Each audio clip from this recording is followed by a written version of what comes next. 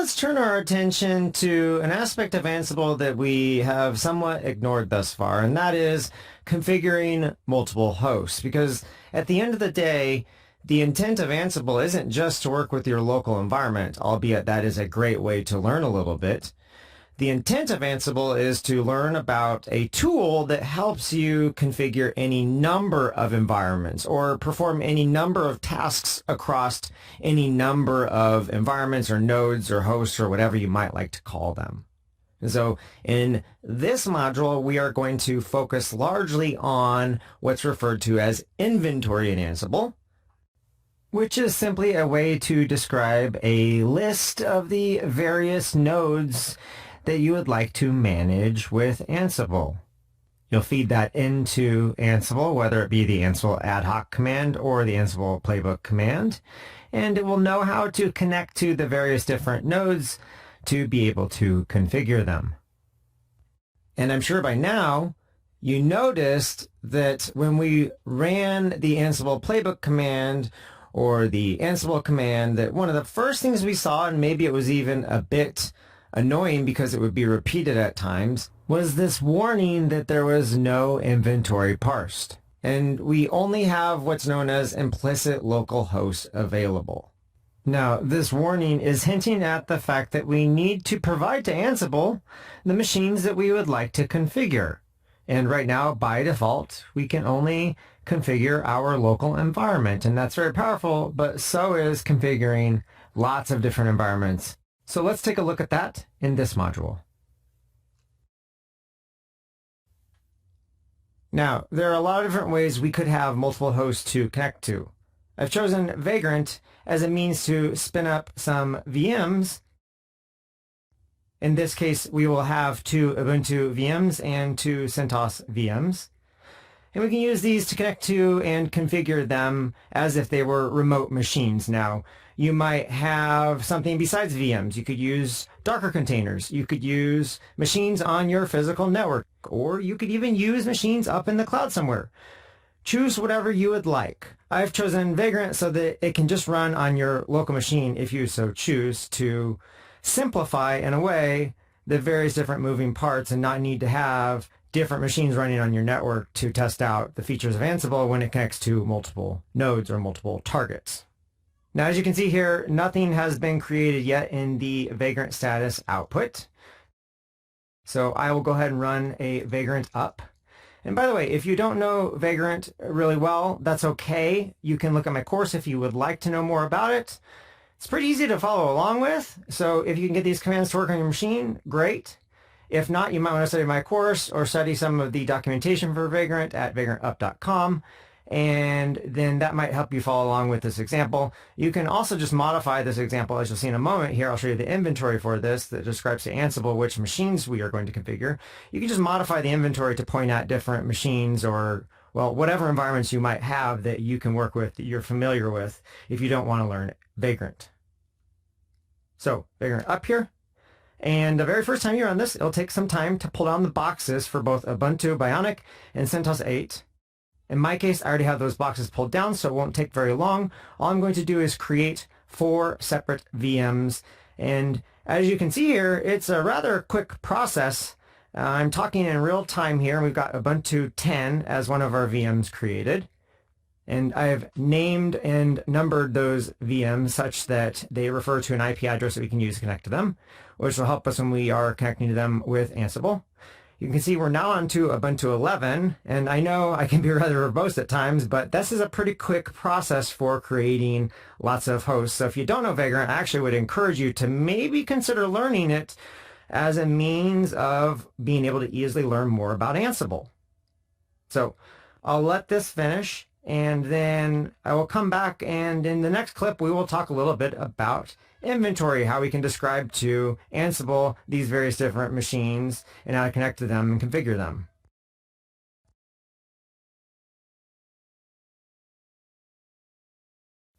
Okay, so Vagrant is done, and it was almost done as fast as I stopped hitting the record button on that last clip. So now we can talk a little bit about how we connect Ansible to our VMs. And remember, Vagrant is just a tool to help us test things out. It's not part of Ansible. It's not core to Ansible, so you could swap that out with whatever else you might like. We just want multiple machines. So first up, let's go ahead and clear out the screen here.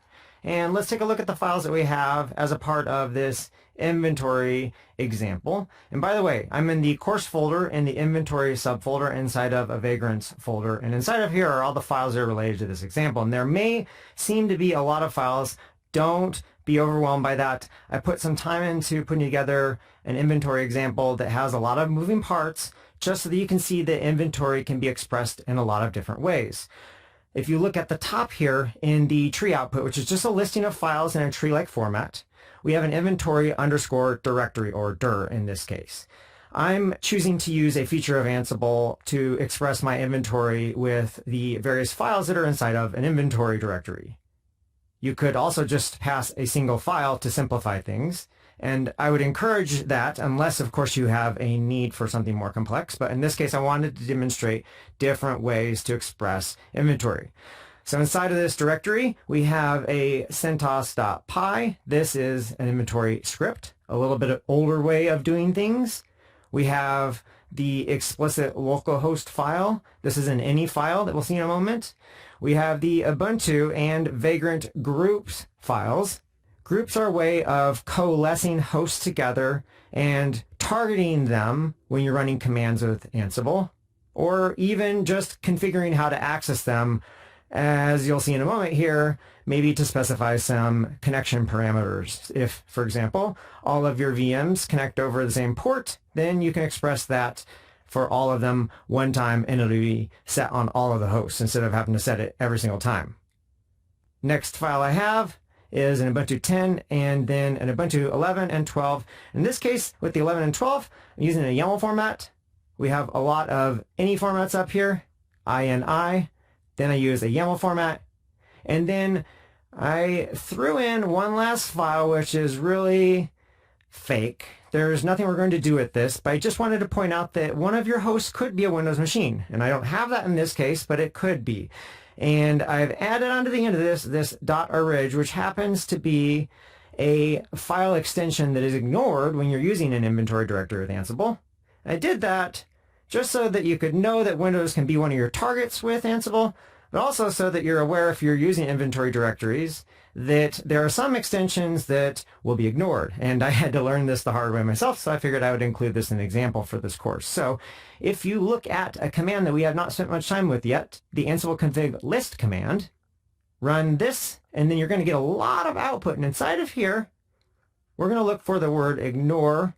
Specifically, we're looking for extensions that are ignored and inventory extensions. So inventory ignore extensions. And you can see here that the default for this is to include this list of extensions, which includes the .orig that I'm using on that Windows inventory file. I do that so that it'll be ignored by Ansible, and then we won't have to see a bunch of errors all the time.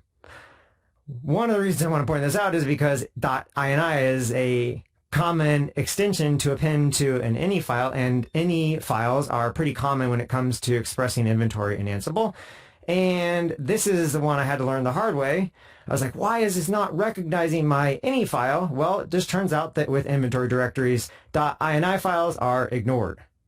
And so I wanted you to see this. Now you can override the settings for this and just turn off all these extensions if you'd like, or you can take advantage of them to exclude some files. For example, .orig. If maybe you're doing some testing and you want to knock out one of your hosts and it's in its own file and it's configured separately from the other hosts with your inventory, you could just put .orig on the end and be done with it. And that's what I did with my Windows 2 .orig file.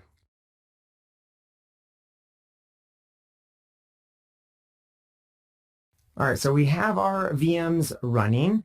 Check mark on getting our lab environment set up, if you will. We can even, if you are astute with Vagrant, SSH into one of these various machines. And this is running on my local MacBook right here. Not out in the cloud, not on my network somewhere. Very convenient. Anyways, you can see I'm SSH in here. I'm inside of an Ubuntu environment. And if I look at the Git configuration, just for fun in the global scope, you can see we have no file for the .git config. So we are in an environment that doesn't have any Git configuration. Perfect target of using that previous playbook that we had to configure Git. So let's take a look at how we do that. the first thing I want to do is exit out of this VM and come back to my host computer. And I want to take a look at a command that we haven't spent much time with yet, which is the ansible-inventory command. And specifically, I want to take a look at the ansible-inventory list subcommand. Now, I like to use aliases for these if you haven't noticed already. Part of the reason why is that we just saw a moment ago the ansible-config list subcommand doesn't have the dash dash in front of it, whereas the inventory command's dash dash list subcommand does. And that's a little bit inconsistent. So I like these aliases, if you will. I set up ACL for the configuration and then AIL for the inventory. And when we run this for inventory, we're going to list out our inventory that we have configured to tell Ansible about our various environments that we would like it to manage. And you can see, without even diving into the specifics of my inventory directory and the files that I have set up inside of there, you can see a little bit about that inventory that I've described. Now, again, quite a bit going on here. One way I want to back up or maybe zoom out is run the ansible inventory and graph subcommand. This will help us understand the groupings of our hosts. And maybe this will give you a better perspective of what exactly I've set up before we get into the nitty-gritty. So at the very top, you can see the all group. Everything is going to fall underneath of that. Underneath of that, we're going to have two more subgroups. In this case, we have the ungrouped and the vagrant group. Now, the vagrant group, I created. The ungroup, that's there by default. So is the all group. You can see under ungrouped is localhost, which is what we're using to control the various machines. So thinking back to our diagram, we have a centralized node or set of nodes that control the rest of our nodes. And that is our control node. And in this case, it's localhost, and I've left it ungrouped. Underneath the vagrant group that I specified, I also specified two groups, one for CentOS and one for Ubuntu. That way we have one for each of the major operating systems. Now, this is just my personal choice and how I laid out this example. How you organize this will probably depend upon what is going to best suit you in your environments that you're managing with Ansible. There's really no way I can tell you exactly how to set up your groups. You'll have to decide that for yourself. I mean, you'll have to evolve that over time as you work with Ansible to fit your needs. And again, the groupings are going to be about applying configuration to connect to the various different hosts, as well as the groupings helping us target the various hosts as we run Ansible commands. And speaking of that, let's take a look at that git config command. Let's run that from something we learned quite a bit ago in the course, but let's run it against all of the nodes, which is the focus of this module. So a quiz for you is to tell me, how can we just run a one-off command like git config against maybe the CentOS subset of hosts or the Ubuntu hosts? Well, we can run an ad-hoc command. And to do that, we would use what command then? Well, that's where the Ansible command comes in again. So you can step back a moment from the Ansible Playbook command and just take a look at the Ansible ad-hoc command. And to do this, all we have to do is specify a module, and the default module happens to be the command module, but I'll specify that explicitly just to make it very clear to you what is running here. That way there's no magic going on. I am not a huge fan of magic and defaults being too complex or crazy because they can trip you up, kind of like that ignore extensions things I mentioned a moment ago tripped me up. So let's just make this explicit here, and I can pass some arguments then to this command module, and the arguments to the command module will be the actual command that I want to run as well as its arguments. So in our case, I want the git config command, and I want to go against the global scope and list that out. Now there's one last thing I need on here. What exactly is that? Okay, so the very last parameter I have is what host or set of hosts, group of hosts, I want to run this against. So I could put in whatever I would like here. So looking at our graph up above, we could run this against everything. Or we could run this against maybe just the Vagrant subset, which would run it against both the CentOS and Ubuntu subsets or groups. And you can see here when I run this, obviously, we don't have any of this Git configuration set up, so we shouldn't see any successful executions here of our git config command.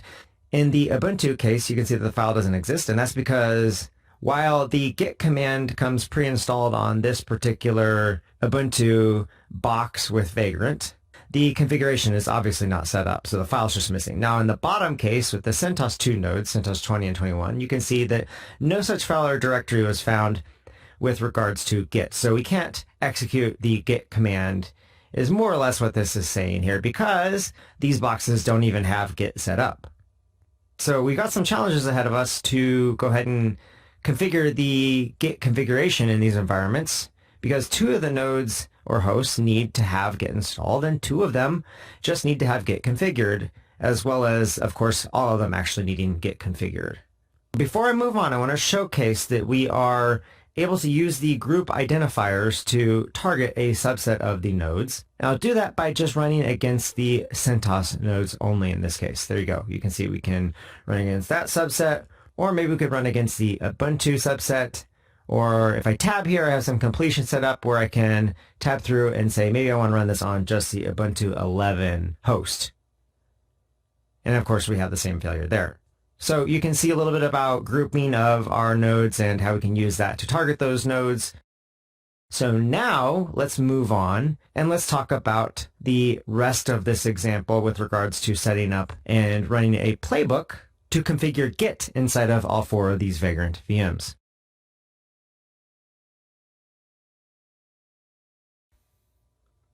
Alrighty, now again, without digging into the specifics of our inventory configuration yet, we'll get to that in a moment. Let's go ahead and take a look at a playbook that I have set up that will help us configure Git on all of these VMs. So if I dump out the contents of this, you'll see there's quite a bit in here, and I'm not going to spend a lot of time explaining all of the nitty-gritty of this. I'd rather have you spend some time actually looking up the various different components that are confusing to you, and the components that are intuitive to you or make sense. Well, maybe see if your intuition is correct and run with it. And then if it's not, go ahead and look them up as well. So the gist of this playbook is that it contains 2 plays. The very topmost play is ensuring that Git is installed. And this is just in the case of our CentOS hosts. You might notice that I've created a tag here called install-git. Tags are a nice way for you to then go ahead and limit which sets of tasks or plays that you execute when you run the Ansible playbook command. Great way to test a subset of a playbook is to use a tag to target it specifically, and then when you run the Ansible playbook command, you can specify that tag to limit to just the scope of that tag. Now underneath the play here, you can see we are using a single task called package. This is a very generic form of installing software, which is a very common case for using Ansible. In this case, I'm going to install the Git package, and it just so happens that the word Git will work here in the context of a CentOS machine. Now, that may not be the case on all of your various different environments, and the name that you pass here, you're going to have to be very specific with depending on the environment that you're targeting, because underneath of the package module lies the various different package managers that you might have on a given machine. So you could have yum or DNF, or you could have apt-get underneath of the package module. And if you would like to see what package manager a given host will use, you can run the setup module as I've done here. And I've filtered on the Ansible Package Manager fact. So you can see on localhost, my Mac, Homebrew, DNF on CentOS, and apt on Ubuntu. And you see those repeated down below. Apt again for Ubuntu and CentOS with DNF. So those are the underlying package managers that will be used by the package module. For the Git package, we're requesting that the state be the latest or whatever the newest version is. And then if we drill into some of the other aspects of this task, you can see we have a few new parameters that we may not be familiar with. The first of which is when. When is used to set up a condition. And this is somewhat redundant because I already have a grouping of CentOS hosts Nonetheless, I could just specify the OS family to be Red Hat, and then I wouldn't necessarily need to target so narrowly down to the CentOS level of our grouping of nodes, and I might back up to something maybe more like all, or in my case, perhaps Vagrant for all of my VMs. And then what's going to happen is this task won't run if the OS family doesn't match, and that would be the case with our Ubuntu VMs. Now, to install this Git package, we're going to need to escalate privileges. And so I've enabled the become parameter. And then I've left a link here off to the right so you could learn a little bit more about privilege escalation when it comes to Ansible, because it's very specific to the tasks that you might want to be running if you're even going to need it. So that is our first play. We are just ensuring that Git is installed on our CentOS nodes because we know it's not there to begin with. Now, maybe an argument can be made that I should be ensuring Git is installed on my Ubuntu machines as well, but I know it is already installed there, so I won't bother to make this host parameter or specifier a little bit more broad. I'll narrowly focus just on my CentOS nodes. And then if we scroll down here, our second play involves ensuring that Git is configured based on copying our git config file from that master git config we've been using throughout the course. In this case, we are targeting all of the Vagrant hosts, so all of our VMs. And then I added some spacing in here because there's quite a few tasks involved in this play. Remember, a play can be a mapping of tasks to hosts. So there could be more than one task, not always just one, like these simple examples we've worked with throughout this course. Now here's a great example of a more complex play that has, let's see, 1, 2, 3, 4, 5 separate tasks that are going to run. So the very first thing we do is we want to, and I'm just going to summarize this, I'm not going to specify all the details of this. We just want to show our git configuration before and after we go ahead and copy our git config file out. It's a nice way to look and see if things are working. Now, you wouldn't do this necessarily in a real configuration, but you might do this if you're troubleshooting or learning about Ansible. You can look before and after at the state of a machine. And this also highlights that sometimes some of the things that you will run with Ansible aren't always about ensuring a state so much as they are about inspecting said state. Now in this case, I'm running, again, the command module, just like with the ad-hoc command that we saw at the command line a moment ago with Ansible. We are going to ignore if there are errors, because there are going to be errors in the case when the file doesn't exist or Git doesn't exist. We don't want to bail out of our process here of executing our play just because we don't have this set up. And then I'm also registering the output of this module into a variable called get configure before. And that's also something you should be aware of, is that Ansible has a whole entire variable system inside of it that's very complex as well, and is something that I can't get into very much inside of this course. So it's something you'll want to refer to the documentation to learn a lot more about. Nonetheless, in this case, I'm registering the output of this command. I think you can understand that. Capturing it into this variable name of get config before. And then the next task, all it's doing, and I've given it a name here to help you understand why it exists, but all it's doing is running a debug module. Again, modules are not always about ensuring a state. A lot of times they are, but in this case, this is a great troubleshooting tool, this debug module, to print out one of our variables, that variable that we just registered or captured from the output of our previous module run, which will be the output of the git config command. I did this all because in the event that you forget to add the verbosity flag, you'll actually see the output of the git config command. Whereas if you don't add the verbosity flag to the Ansible Playbook command, well, oops, you won't see what the git config was before you configure it, and that's no fun. And so then you have to destroy your VMs and recreate them and it'll take some time. So I'm making sure here with this specific task that you just can see the output of the previous task. That's it. That's all this is doing. Okay, next up we have the same task that we've seen before, which is about copying out a file for the git configuration. And then at the end here, we just dump out what we just talked about before, the same set of commands to show the git configuration afterwards. Oh, and in this case, I am actually pulling out a subset of the variable. I just want to look at the standard out line. So I just want to show you another way that you can dive into the captured output of a variable that is rather complex and look at just a specific piece of it. We'll see that in a moment. Now, down at the very bottom, I've left a few links for you just to learn a little bit more, should you be interested in these various topics. And I've done this throughout this example because, as I said, I put together a rather complex example and I only have so much time to explain it with you. Okay, so let's bail out of this. And in the next video, let's go ahead and execute this playbook.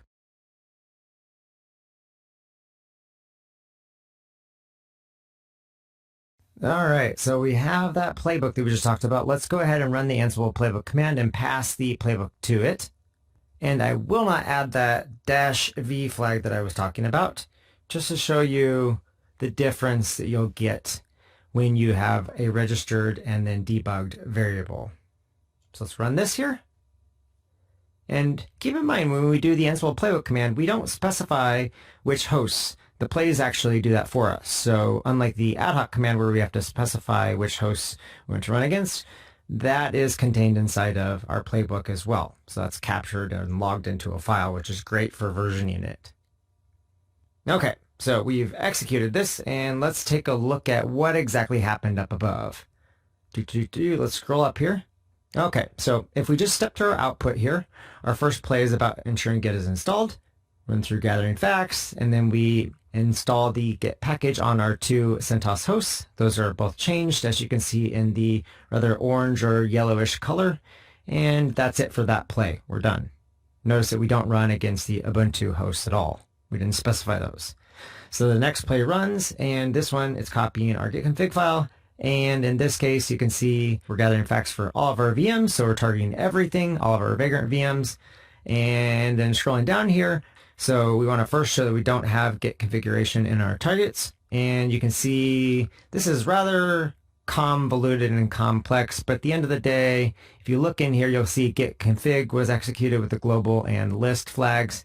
And if you look further, you'll see the standard outlines here are empty. So there's no configuration. And the reason for that is there is no git configuration file in our home directory. Now this is the task that failed. So you can see that we are ignoring the failure on all of our hosts. Notice that it runs 4 separate times. And then we're moving on to the next task, which is about showing the git config output. And so this is a really verbose way of looking at it. I think it's a bit easier because it's nicely formatted, but we get the same information because we had a failure before. Failures happen to dump out a lot of diagnostic information. So we saw a little bit about the git config already. Well, so here is the same information just shown using that debug module. And you'll notice for each of our hosts, we execute this. So CentOS 20, 21, Ubuntu 10, and Ubuntu 11. And if you look through here, you'll see in all these cases, we don't have any standard outlines. And we actually have errors because the reason is, well, in the case of Ubuntu, we don't have the git config set up. Whereas in the case of CentOS, now we've got git installed, but we also do not have that file. So there won't be any standard outlines. So at least as of this point in the playbook process, we've installed Git onto our CentOS machines, but we have not configured any of our machines yet. So let's scroll down here and see about the output of doing that. So the next task then is to use our tried and true copy module to take that master git config from previously in the course and use that to copy out to all of our different nodes or hosts. So you can see all 4 of our VMs here. And then down below, we want to show the newly added config. And in this case, this is going to run that git config command, but we don't really see much here other than changed. And changed doesn't tell us very much. And that is because why? Well, the reason we don't get much more here on this task is because we didn't specify the -v verbosity flag to increase the verbosity of dumping information out. And so thankfully, we have that debug module, which is the next task that executes. This one helps us ensure that we show the git config afterwards. And in this case, we are only showing the standard outline, so it's much more truncated than before. So here's all 4 of our hosts, and you can see that we are just dumping out git config after in standard outlines as requested in our playbook. And we have our 2 bits of configuration. So it actually looks like all of our VMs are configured with a single call to Ansible. Scroll down further here, just a summary of what happened. Nothing exciting here except that a lot of changes were made. What is exciting is that all 4 of our VMs have our Git configuration set up. Now I want you to take note of using the standard out lines subset of what we registered or captured with the Git config after variable. Note that versus previously we did the same thing before and we had all of this module output, if you will, or output related to the module. And a subset of that would be the standard out lines, which is a very small subset of it. So there's a lot of potential noise in here, like the return code being a failing non-zero return code, as well as the standard error and standard error lines, etc. So there might be other information you want to capture, but if you don't care about that and you just want the standard out lines, well, we could have just requested that here too and probably would have cleaned up our output here for our playbook then. This is all for learning purposes, not necessarily something you would use as far as debug is concerned in a production environment. But great, like I said, for troubleshooting or learning what's going on with Ansible. So to confirm, let's just hop onto one of our VMs. And so I'm on my Ubuntu 10 VM. And inside of here, if I just rerun the git config command, dump out the configuration for the global scope, you can see, bam, we actually do have git configuration set up. So it looks like everything's working, which is really, really neat. And to prove to us that this is working and is really awesome, maybe we want to SSH into one of the CentOS machines. Remember, in the case of CentOS, we didn't even have Git installed. And so we can then dump out our listing of our global scopes configuration, and it's configured as well. Pretty neat. Probably would have been cool if I would have shown you that Git wasn't installed by SSHing into this machine before I ran the playbook. That could be an exercise left for you to do, which, speaking of, when it comes to running this lab environment, we've got a lot of resources being used. Next, let's briefly talk about cleaning this up.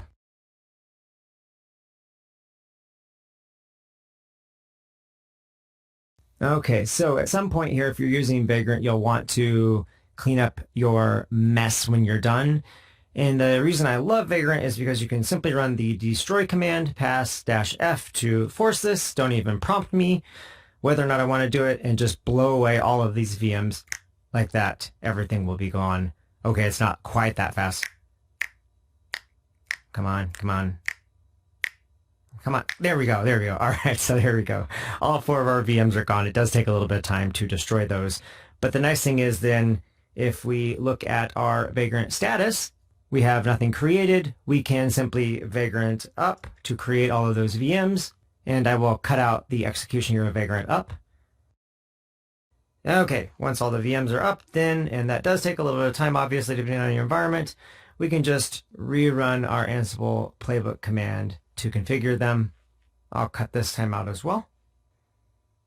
Okay, and just like that, we have everything recreated with all of our Git configuration set up. So that's how fast it can be to combine the power of Vagrant for spinning up VMs, which you can use with Ansible in lots of different ways. In fact, check out the documentation for Vagrant for different ways that Vagrant will interact with Ansible for you and help you out.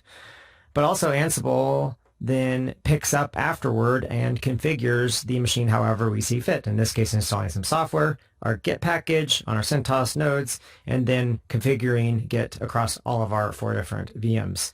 This, I hope, shows you the scalability and power of Ansible to quickly set up and configure a whole host of environments with whatever configuration you see fit, and also dynamically to target your configuration at a subset of your hosts, or a specific host, or maybe all of your hosts as you see fit. It's very, very powerful what you can do with playbooks once you start to take a look at inventories that represent various different machines or nodes or hosts that you'd like Ansible to be configuring for you.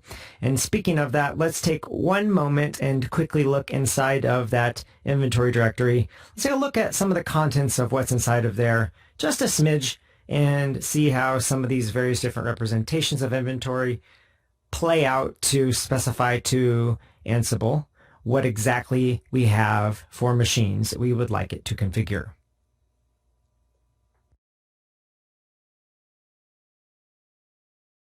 Okay, so here is our dumping of files for this example. To look at these files, let's pop open Visual Studio Code with the current directory for our Vagrant inventory example. And let's walk through this briefly. So a couple of things going on here to set up our inventory. The very first thing we want to do is to configure Ansible. And I mentioned the ansible-config command with list before, just to look through the various different parameters that you might want to set. And I mentioned it in the context of discussing the extensions that are ignored with inventory when you're using an inventory directory. So it's a great tool to help you learn what's available to configure with Ansible. Once you know what you want to configure, there's a couple of different ways to do it. You could use environment variables. You can pass flags at the command line. You can configure some things inside of a playbook. And then there is also a configuration file that you can use to override settings for Ansible, which is what I've chosen to do in this example with the ansible.cfg file. I've done two things only. First off, I've specified where the inventory is at, and it is in that inventory_dir, which happens to be a folder, so it's going to be an inventory directory. And then Ansible is going to have semantics for dealing with how to process an inventory directory versus a specific file for inventory, versus some of the other options you might have for inventory. I also happen to specify that I do not want any host key checking. This will cause problems with the Vagrant boxes I'm using, and since I'm running them locally, I'm not too worried about man-in-the-middle attacks, so I'm just going to disable that in this case. Just be very careful with this in any sort of production environment. Don't just turn off host key checking. That might allow someone to potentially compromise your environment if they can get in between Ansible and a node that it is managing. Now, the reason I've specified this is because we are using SSH to configure and connect to the various different VMs that we have. There are other means of connecting to hosts with Ansible. SSH is the default, and that's why we have this host key checking needing to be disabled.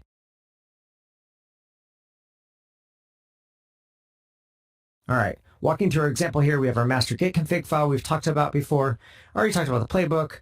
The README has just information if you'd like to follow along, things I might not have covered that will help you get going, like how to install Vagrant and VirtualBox, how to find them.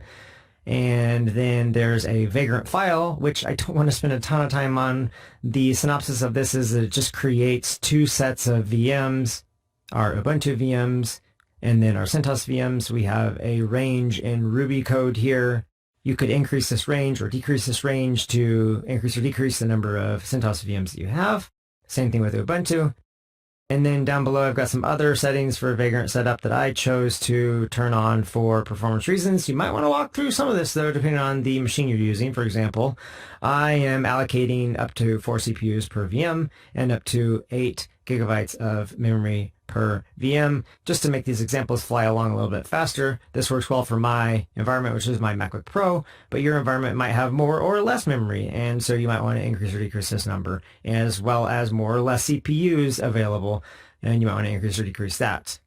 I also left a bunch of notes and links in here for understanding some of the configuration for performance you might want to do to Vagrant so that you're not sitting there twiddling your thumbs all the time as VMs are created, because VMs can take some time to create. Even as fast as Vagrant is, it is still a little bit of time to run something that takes, I don't know, like 30 seconds to create. That's still something that I consider a long time. The very last piece here that we haven't looked at is, well, actually there's two. There's this .vagrant folder. That's just a folder where Vagrant manages state for the VMs that is created. Don't have to worry about looking at it so much as take a look at this inventory directory. Inside of here, I mentioned that we just have a conglomerate of files that are amassed to represent our inventory. And sometimes I think of the best way to look at these files is to just run the, well, actually, I got a question for you. Run what? What can I run to see my inventory here from the command line? Well, a couple different ways I could do this, but Ansible inventory list can help dump out our configuration. This is a more expanded version of it. If you want a high-level summary, we can take a look at the graph of our configuration. If you want with the graph approach, which is kind of a nice compact approach, you can add a --vars flag. This will dump out the variables that are configured for each of the hosts inside of your inventory. And when I do that, we get quite a bit more output here. We have our localhost node. In this case, I specified a connection of local type. We'll talk a little bit about connections later on in the course. I specified the Python interpreter to use to avoid ambiguity as the Python 3 interpreter that I have installed. This is on my MacBook, and then that would be only if I'm connecting to configure my MacBook. So that's that thing we were doing earlier in the course where we were configuring our developer workstation. Probably not really going to be configuring your control node so much as your control node will be configuring other nodes, and that's where the rest of this inventory comes in.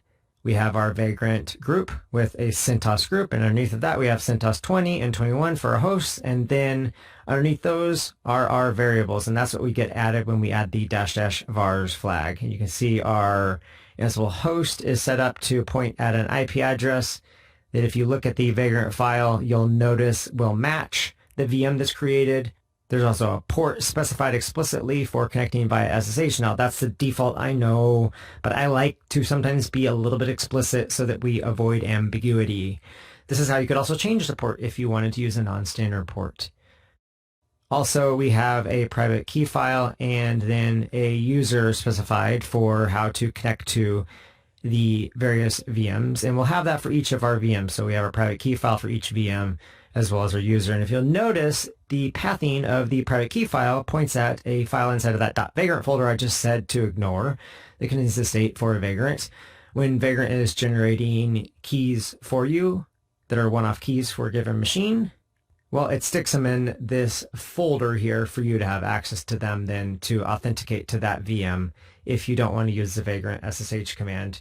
In this case, allowing Ansible to SSH in directly to our hosts and configure them.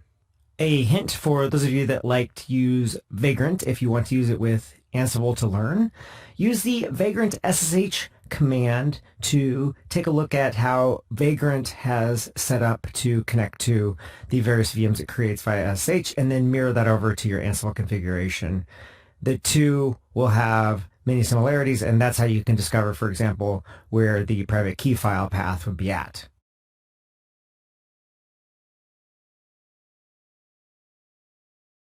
So these are the variables that are configured. They're pretty much the same across the range of hosts that we have, with some different values for IP address and for the private key file location, and, well, the port and Vagrant are the same on all of those.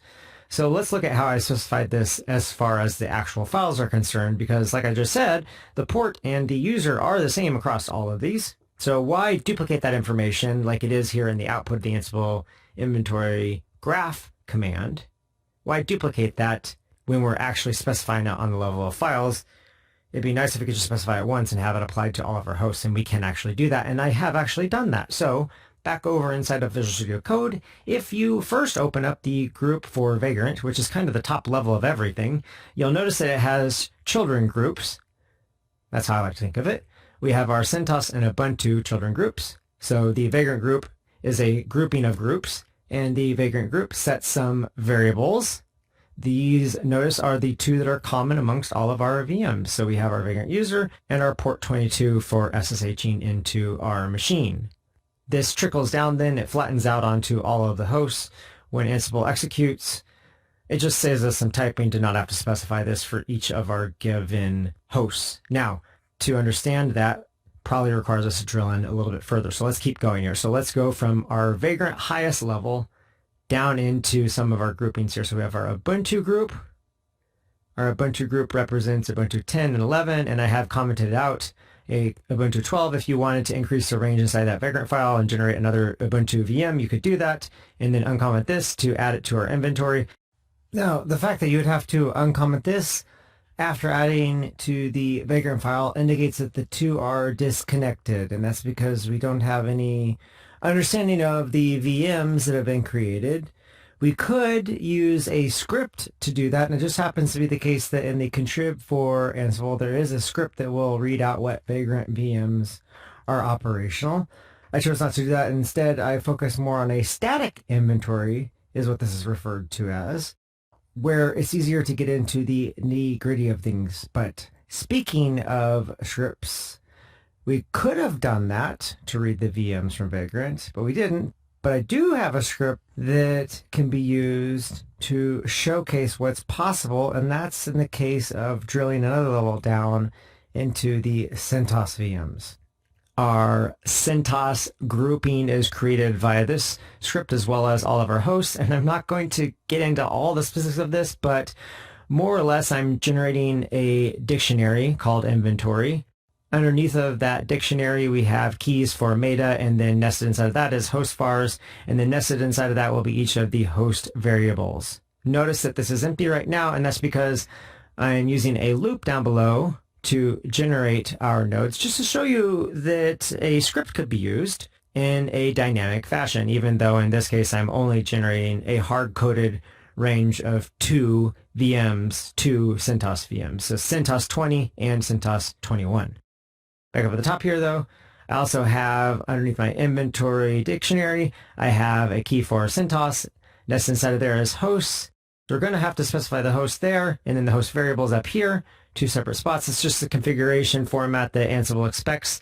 Ansible expects to get JSON back from a script, and then it'll use that JSON to map into inventory for Ansible. And so what I'm doing then is running a loop twice. This is just a variable to specify the name of the host, CentOS 20 or 21, and then I'm going ahead and going into the inventory dictionary, drilling into meta and host vars like we talked about. I'm adding the host in and configuring the 2 variables that are specific to it, the IP address and the key file.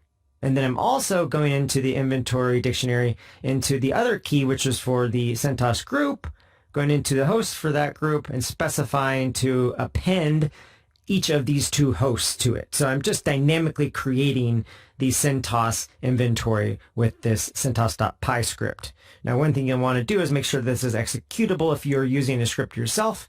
And what I do at the very end then is dump out the JSON to the standard out. Just print it right on out, because then Ansible will execute this and suck it all in, and it'll have its inventory for our CentOS machines in this case. And remember, this is an inventory directory. There are other inventory aspects represented here in other files. It's going to mash all that together to form our conglomerated inventory.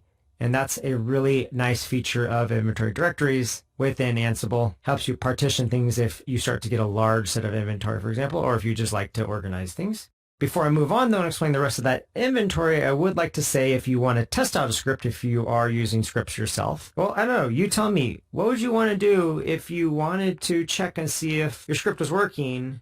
I mean, one way you could do it is you could run the Ansible inventory command, and maybe we want to graph it out and make sure that we add the vars flag here so we can dump out all the configuration.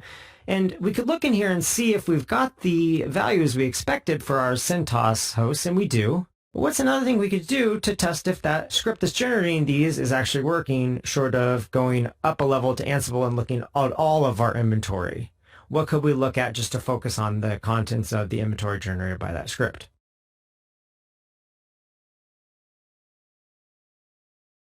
So a helpful tip is to just go ahead and make sure that the script that you have in your inventory directory, or just a script if you're using only a single script, in our case that's CentOS.py, make sure it's executable, and then run the script and make sure that it dumps out what you expect. And I like to run it also through some sort of formatter. Many different choices here. JQ is a nice tool to format JSON specifically. I could also use the back command, whatever you might have, print out and see if your information looks like what you expect as far as how you wanted to generate your inventory JSON object, which is a lot of information, a lot of levels of nesting, and so sometimes it's helpful to troubleshoot by just running the script directly. So here you can see we have our host variables on top, and then on the bottom we have our CentOS group with our 2 hosts of CentOS machines inside of it. Once this works, if you have any trouble with this, fix it in your script, get this to work, then go ahead and run the higher level Ansible inventory command.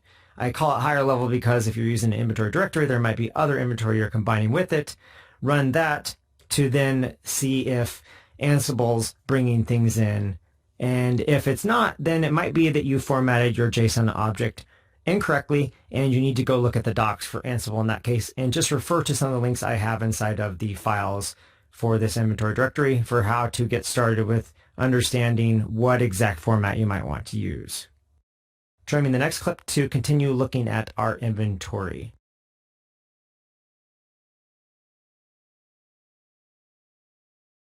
All right, so we've looked at CentOS, and we've started to look at our Ubuntu host, but we didn't drill in very far to the Ubuntu host. So let's do that now. We also have our explicit local host. Look at this file on your own. It's just an any formatted file, as well as the grouping for Ubuntu and Vagrant. And then also the Ubuntu 10 is an any file. So any files are a way to represent inventory. Ansible can handle many different representations for inventory. In fact, if I hop over the command line and run the ansible doc command, I can say, hey, use the type of inventory for the plugin type and just list out all the different types of inventory that I could represent. And there you go. Quite a few different types of inventory that we could use with Ansible, some dynamic, some static. Inside of here, you'll see some of the ones we've used, like any. Also, there is script.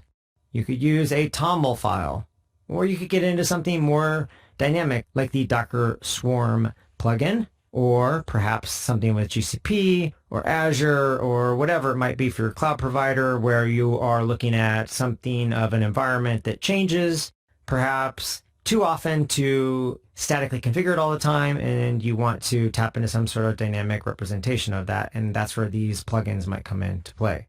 And so I was trying to give you a subset of these plugins to look at with the any plugin, the script plugin, the YAML plugin was another one. So way down at the bottom here, you can see we have YAML as a supported type. So when you're passing inventory to Ansible, these plugins are used then to process that inventory and pass along exactly what hosts are available to Ansible. Okay, and so with our example, we have the Ubuntu 11 and 12 YAML file, and this is a YAML representation, so a different way of representing our inventory. And again, if you want to know more about the specifics of this representation, I would encourage you to check out the documentation for Ansible, because each format has its nuances, and that's somewhat because of the format.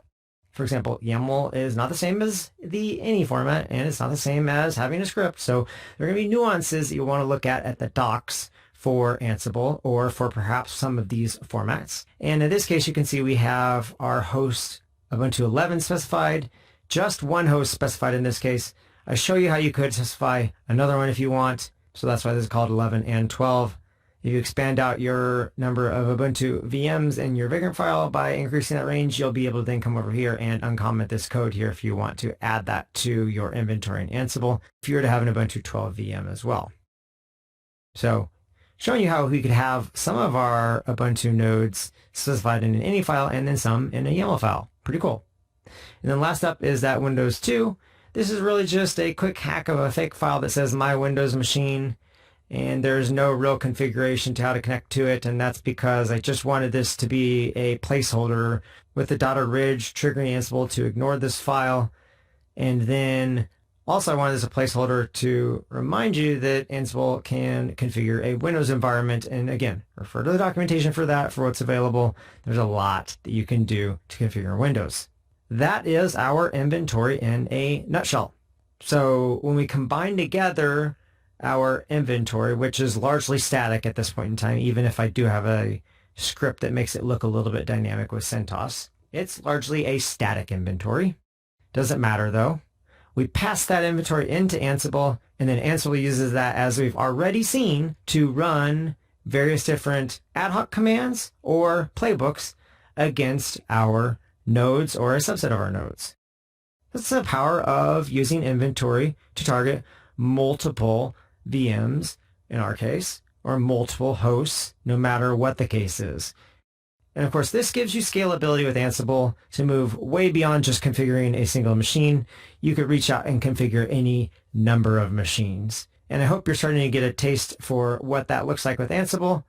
And don't forget, if you've got some time and you would like to learn a little bit more, go through the playbook file and look at parts of it that I did not explain. I didn't get to all of this, and click on some of the links and read about some of these features of Ansible just a little bit more. If you want to, for example, you could look at the whole Become guide. And my intent is not to scare you away, but this thing is a beast of documentation. Now, I have said before, and I will say it again, sometimes more documentation is not better documentation. And sometimes I think that Ansible gets a lot of cred for its documentation just because it's a long set of documentation. There are some redundancies in this, so maybe take that actually as a little bit of an incentive to read through this, because there's a lot of it that's going to read quickly with a lot of the repetition in some of the various different parts of the documentation for Ansible, so that you contextually have what you need available within a guide, in this case, a guide on privilege escalation, which is referred to as Become with Ansible. And Become is a very powerful construct in Ansible. It's not just a simple privilege escalation like sudo. It is representing a whole host of different ways that you could escalate privileges. You could even hop over the command line and run that ansible-doc command again. And what do you think I might plug in here if I wanted to understand all the different ways that Ansible might escalate privileges? Well, Become is that master concept, and so there is a type of Become, and I can list that out. And you can see we have a series of plugins here, at least 10 of them that are available out of the box. And of course, you can always add plugins to Ansible. A little bit beyond the scope of this course. Nonetheless, what's out of the box is probably enough to cover most of your privilege escalation needs. All right, I think that's enough for this module of the course. Let's move on to the next module of the course and talk a little bit about how you go about finding out what it is you need to know when you need to know it. Because as I've alluded to, I hope by now, Ansible has a lot to it, and that can be good and that can be bad. I think it's actually good. I also do believe strongly that you shouldn't ever try to learn everything possible there is to know about Ansible in advance of using it. Instead, you should learn some of the basics and start to use it, learn a little bit more, maybe start configuring your developer workstation and then configuring some test environments and then maybe configuring some production environments, and progressively add to your knowledge. Don't try to learn it all up front. And because of that, you probably don't want to just grab the entire documentation for Ansible and read it over the weekend. If you can do that, kudos to you, but you won't remember any of it anyways until you actually use it. And even when you use it, you'll forget it after a couple of years because there's so much to it. So you really need to know how to find what you need to know when you need to know it. And that's what we'll talk about in the next module.